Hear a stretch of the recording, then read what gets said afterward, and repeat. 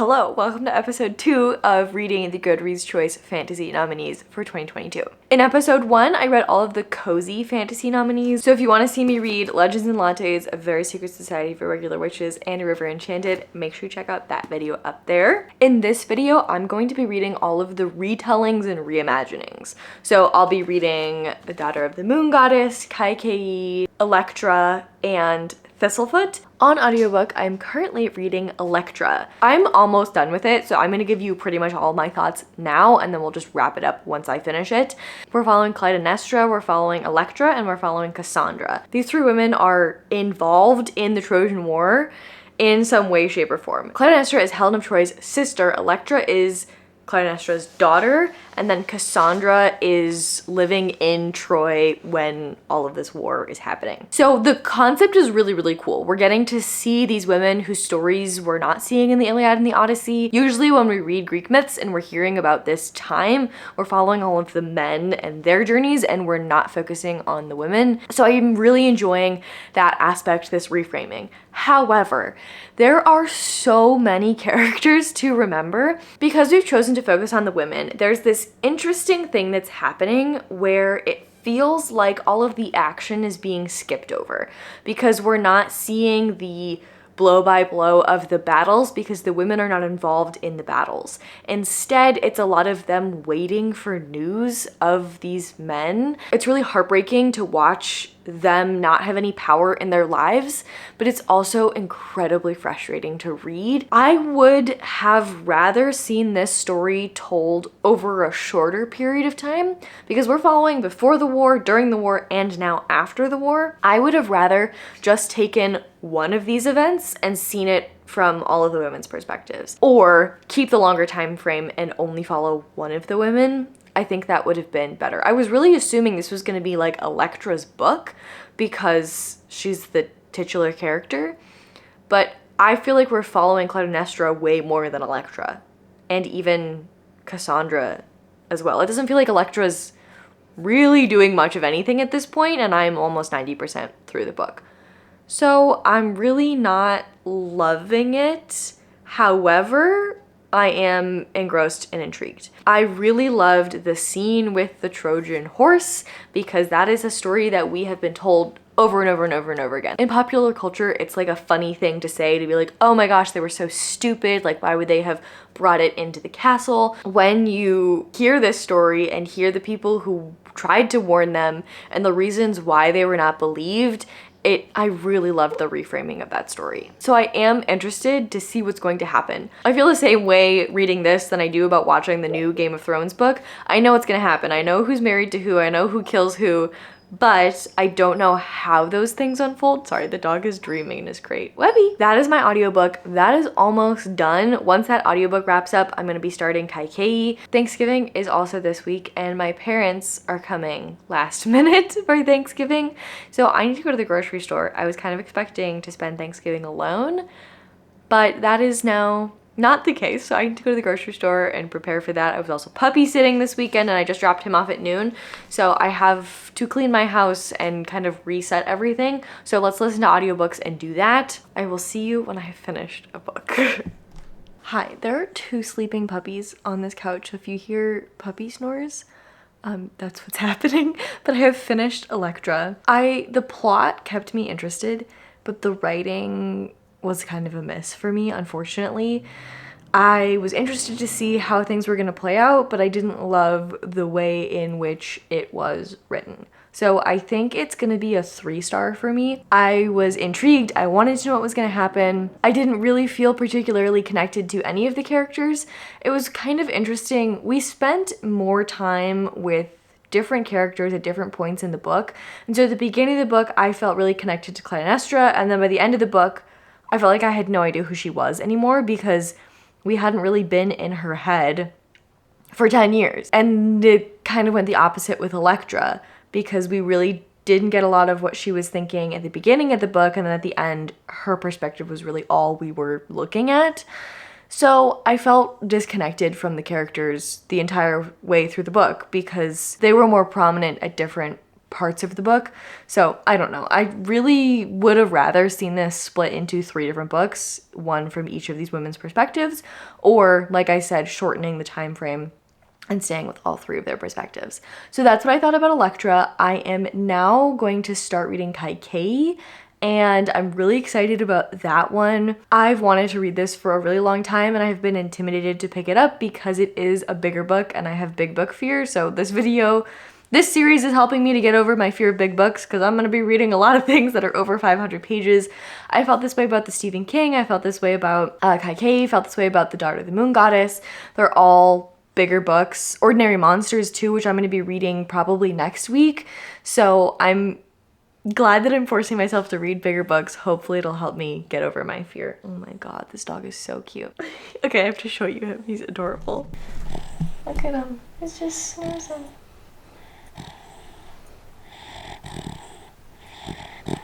I'm gonna cuddle with these puppies and start my next book.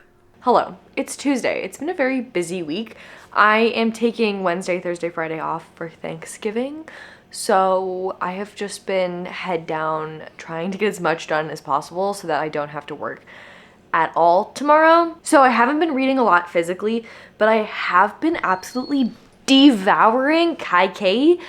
I absolutely love this book. I cannot explain to you how good this is. All of my qualms with other retellings that I have read, gone. We are following one character throughout pretty much her whole life, and I am so unbelievably invested. There are tons of characters, but I don't feel overwhelmed by them at all because we are so focused on Kaikeyi and her relationships to other people. There's a magic system in here that is so purposeful. It's very clear that the author wanted to say something with the telling of this story. It wasn't just this is my favorite character from this text, so I'm going to tell their story. It's very much, we are learning Kaikeyi's story for a specific reason. The way that the magic system works in here ties the whole story together. We're talking about the gods, we're talking about our character's relationship with religion itself. There's a ton of conversations in here about tradition and religion and morality and like family values, and also progress and supporting women. Kaikeyi is able to not just use the magic that she has found, but also her personal strengths and abilities to influence those around her and to gain power when she started in a position where she really did not have any power at all. I am not usually the type of person to love a parenting story. I personally don't feel like I'm going to have children, and so I typically don't relate to those stories a lot. This story is covering so many things about what it is to be in a marriage, what it is to be a mother, how to make friends and influence people, but the morality that comes along with that and the manipulation versus genuine connection. There are just so many things that we are discussing in this book. I feel the same way about Kaikeyi that I feel about Babel, in the way that I understand exactly why this book is so long. I am so engrossed and intrigued on every single page. It never feels like there is a scene that doesn't need to be here. We are still seeing moments of joy. We're seeing Kaikeyi's interactions with a lot of different people, and we're also getting hints as to why these are important. Like, people would say that this is the moment that this happened, or they'll say that I did this, but that's not true. This is why they're saying that. And you're just getting this glimpse of, even if you are not familiar with Kaikeyi's story, which I wasn't familiar with, this book is so intentionally done, whether or not you have a history with this text, with this story, that this is a retelling of. It is so entertaining, and I feel like I am learning so many things. I'm so connected to our characters. I feel the same way about this author's writing that I do about R.F. Kuang's writing. Like, this is reminding me a lot of the Poppy War, and I think it's really cool that these authors are friends and that their writing reminds me of each other's work. I want to get my hands on a physical copy of this so bad. I want it on my shelf. I think it's going to be 5 stars. I'm so happy that I did this video because I don't think I would have read this book for a long time if I hadn't done this video. And I think this is such an important book to read. I want everyone to read this. It's so good. I'm like considering gifting this to my mom for Christmas because she typically doesn't read a lot, but this is reminding me a little bit of this historical fiction book that she loved called, I think it was Cleopatra's Daughter. And it's reminding me a lot of that book in the way that we are following a woman in a story that we know, but we're getting to see kind of the other side and seeing her perspective. I think you can see my passion for this book. We're 60% of the way in. I don't want to tell you all the plot points because I'm just loving watching this unfold in front of me. The audiobook is incredible. I would highly recommend the audiobook. After reading Elektra, I was worried about the rest of these retellings, but we're on a different path now and I'm having a fantastic time. I will see you when I finish it. Hi, I finished Kaikeyi and I had to go buy it because this is a new favorite.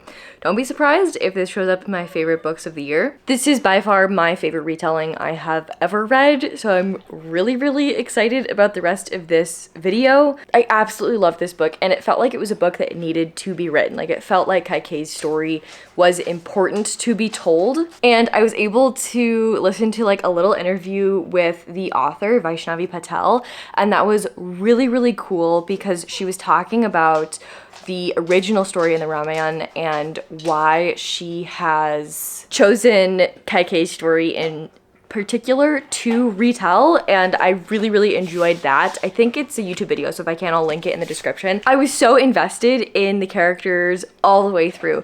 I loved how this was structured. I loved how much of inside Kaikeyi's head we were. I loved watching all of her relationships with her family and everyone that she was meeting throughout her life. Sorry, the doggies are. It also, throughout most of this book, you have this sense of foreboding because you know that something has happened later in the book, but you don't really know what has gone on, and I was just so scared about the way that this was gonna end, and I actually really loved the way that it did end. Absolutely loved the ending. There were times when I was reading this book where I didn't want to keep picking it up because the things that were happening to Kaikeyi were just so heart-wrenching. I was so fully invested and committed to her well-being, and watching her have to make these decisions and go through the things that she had to go through, it was heart-wrenching. And I think this is one of the best written books that I have read this year. I've got a couple more books to read for this video, but at this point, I think if you're looking for a retelling, this is the one that I recommend, and I'll let you know at the end if that still holds up, but I don't see anything topping this because this was so amazing. And I'm really happy that I now have a physical copy of this that I can put on my shelves and show off and lend to other people because I want everyone to read this. Fantastic. Every video in this series so far I have found a 5-star, so I'm feeling really good about what's happening. All right, on to the next book. Hi, I am reading Thistlefoot. I am a little under halfway through. I'm on page 156, and I'm having a really good time. I wasn't planning on picking this up unless it made it into the top 10, but because it is a retelling and I wanted to kind of theme these videos to make them a little bit more interesting to watch, I ended up picking it up. I bought it used. I thought, let's just give it a go. I'm really loving this. There are a couple of factors that are playing into why I'm really loving this. The concept of like a house on chicken legs wasn't something that was super intriguing. Like, it's weird and I like weird things, but it wasn't something that I was like, okay, yes, 100% I want to do this. Baba Yaga retelling sounds interesting, but it wasn't something that I was jumping for.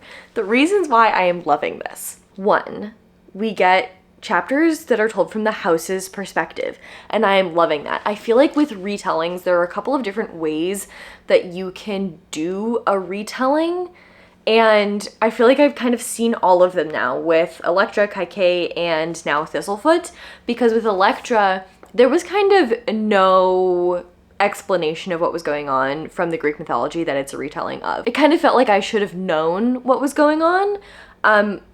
I am a fan of Greek mythology, but it's been a while since I've studied and read the original plays and everything. So that was a bit difficult for me to wade through. And I think that probably contributed to my low enjoyment of that book. With Kaikeyi, because it's not a direct retelling and it's a reimagining, a different perspective, a lot of the education for the reader on what the original story is comes from Kaikeyi saying things like, some people will say that this happened, but that's not really what happened, because we're reframing the story, we're hearing it from her perspective, whereas previously she didn't have a voice in the original story.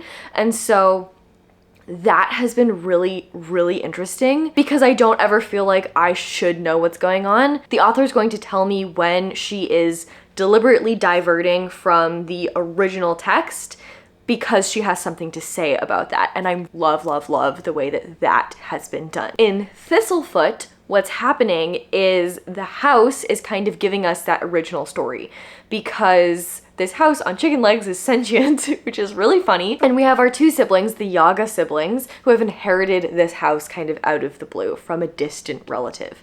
And they're in the United States, they are living their lives. These siblings also have some magic going on.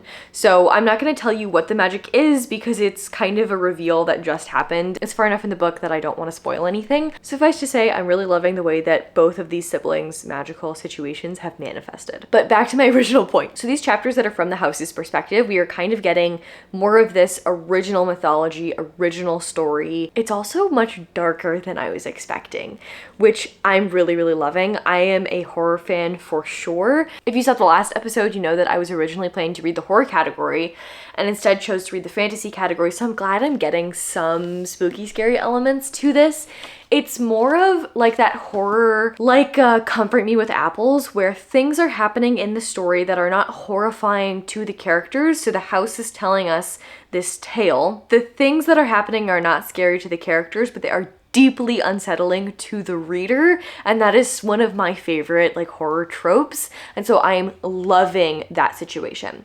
In the US timeline, present day timeline with these two siblings, we are also getting, they're being chased, they're being sought out by this scary figure. There's some magic going on with him as well, and I am deeply invested and very, very interested in this whole story. The last factor as to why I'm loving this so much is that one of our siblings, Isaac, has a little black cat. And when we meet Isaac, he is in New Orleans, he is in the French Quarter, he is street performing in the city of New Orleans. And I lived in New Orleans for the past 4 years. I absolutely love that city and I miss it so deeply. I haven't been back since I moved. Having that be the opening of this book really just brought a smile to my face.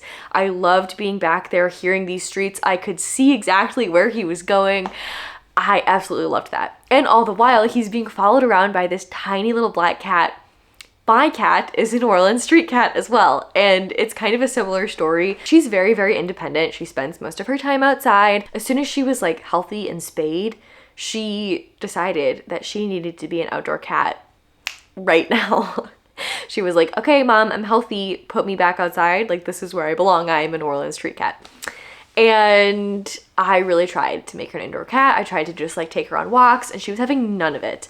So she ended up having to be an indoor outdoor cat. She spends most of her time outside and she basically comes inside to eat and sleep. One of the things that Isaac says about his little black New Orleans street cat is that he's tried to get rid of her, but she goes away, she does her own thing for days or weeks at a time, but she always comes back and she always knows that like he is her home. And that's exactly how I feel about my kitty cat. So I'm just enjoying that little piece of this. This has really surprised me and I am very excited to see what the rest of the book holds. It's also currently the day before Thanksgiving. My parents are arriving tomorrow afternoon. After this, I still need to read an entire 500-page book before Sunday. So I need to stop messing around. Let's get reading. I will see you when I have finished this. Hi, it's been a while. It's Saturday night. Thanksgiving was very fun. It was fantastic to see my parents. I haven't gotten to hug them since the summer, so that was really nice. My dad's car kind of broke down, so I ended up getting more time with them than I thought I was going to, which was great. I've been reading less than I had anticipated, but I have finished Thistlefoot. It's 5 stars. I love what this book did with fear and generational trauma. The way that Jenna Rose Nethercott writes is for me 100%. I absolutely loved the way that this book seamlessly went between our present day timeline to the Baba Yaga story in multiple different ways of telling that, and also talking about generational trauma and structural oppression across many different groups of people. I have a couple of quotes that I want to read to you. I also have an extremely painful sty in my eye, so I look a little ragged, but that's what's going on. There are little paragraphs interspersed throughout this that are just saying such profound things. I will read you an example. A mob has no ears to call to, only a single mouth yelling. A mob has no hands to hold, only a single finger pointing. A mob has no head, only a single body, guideless, acting as it will. This book talks a lot about being haunted by memory and events as ghosts. I'll read you one more paragraph. It is impossible to take a step without walking through a ghost. Every memory creates one. Every version of ourselves leaves a shadow self behind.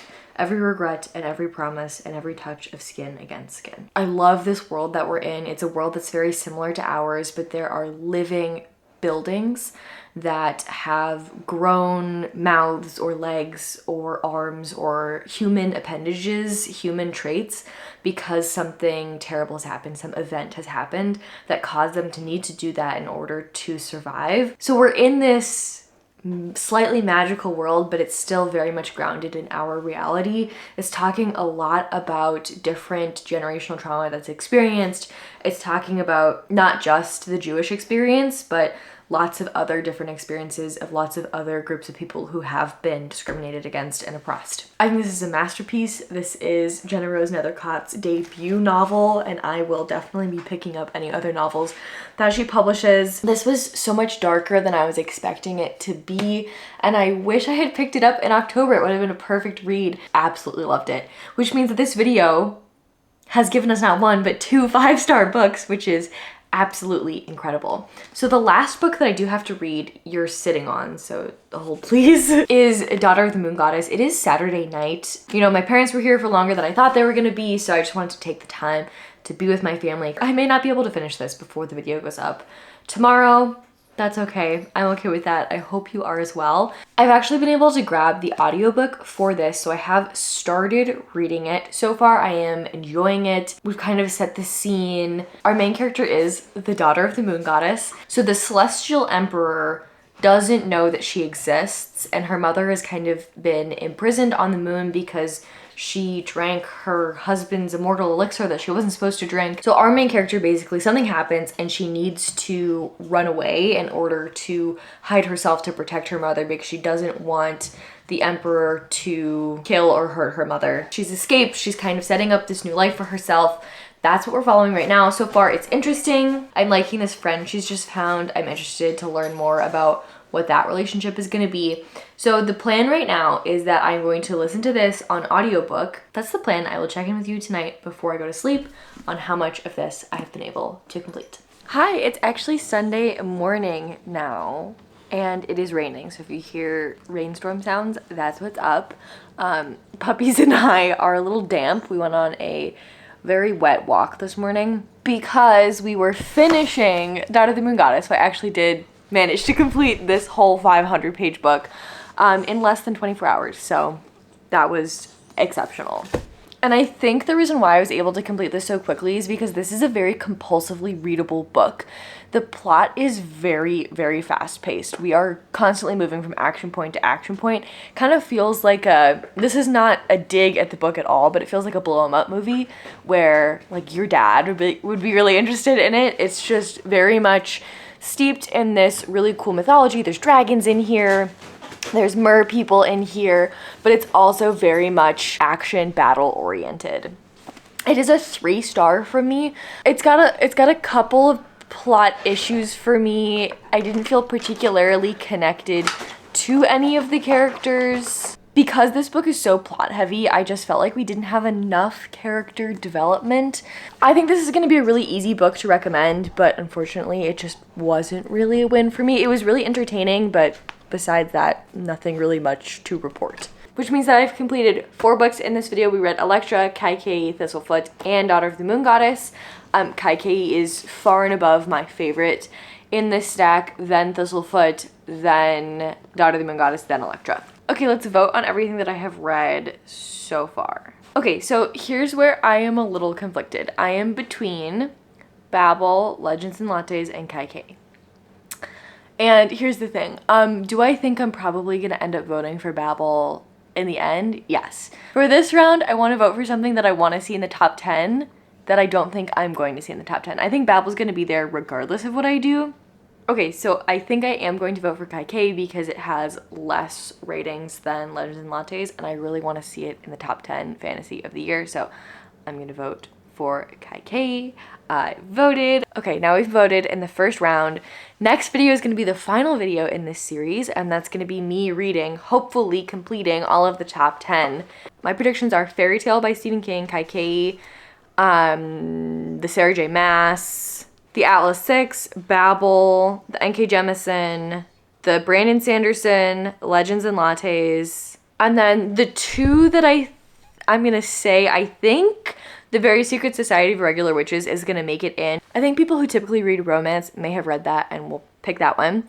And then the last one, I think it's either gonna be A River Enchanted or Daughter of the Moon Goddess that makes it into that final 10th slot. Those are my predictions. We'll see on Tuesday if I'm right, and hopefully finish the top 10. Thank you so much for watching. I'm so happy that you're here. I will see you next Sunday, where we will complete the top 10 best fantasy according to Goodreads in 2022. Bye.